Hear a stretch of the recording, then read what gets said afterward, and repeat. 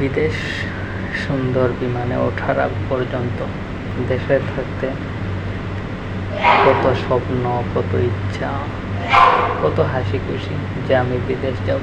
Passport করে কত হাসি খুশি ফ্রেন্ডদেরকে কতবার বলছি যে বন্ধু বিদেশ চলে যাব।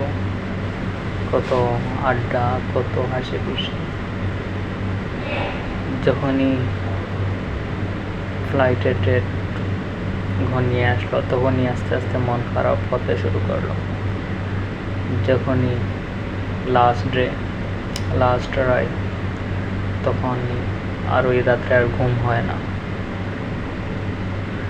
ওই রাত্রটা এমনি চিন্তা ভাবনা করতে করতেই যায়।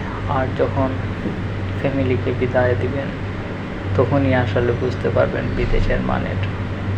যখনই বিমানে উঠবেন বুকটা হঠাৎ করে কেঁপে উঠবে, তখনই আসলে বিদেশের মানেটা বুঝতে পারবেন যে বিদেশ কতটা কঠিন।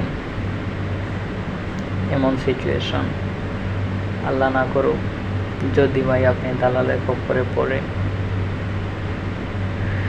একটু খারাপ জায়গায় চলে আসেন, তাহলেই বুঝতে পারবেন বিদেশ কেমন।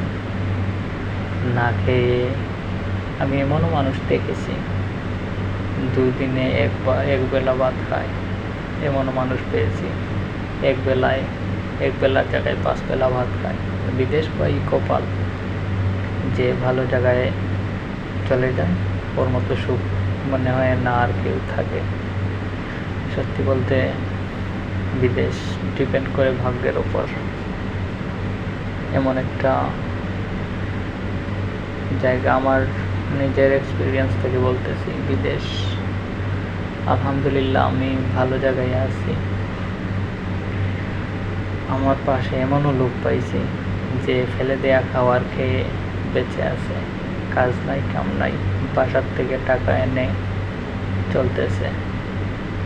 ভাই দালাল জানি না কেন এমন করে, আল্লাহ কি ওর ভেতরে কোনো মনুষ্যত্ব বোধ দেয় নাই নাকি বুঝতে পারি না, যে দালালরা কেন টাকার জন্য একটা মানুষের, আসলে একটা মানুষ না, ওর পুরা ফ্যামিলি, ইভেন ওর পুরা ফ্যামিলি ডিপ্রেশনে থাকে ওর জন্য।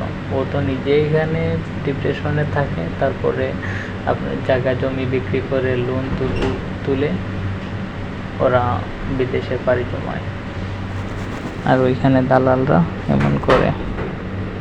আমি সময় দোয়া করি ভালো থাকুক সকল প্রবাসী, ভালো থাকুক প্রবাসীর ফ্যামিলি। এত কষ্ট করে ভাই, এত কষ্ট করে প্রবাসীরা, যা বলার বাইরে। সারাদিন ডিউটি করে এসে তারপর আবার নিজের কাপড়টা নিজে ধুইতে হয়, নিজের খাবার নিজে রান্না করতে হয়। আল্লাহ যেন সকল প্রবাসী ভাইদের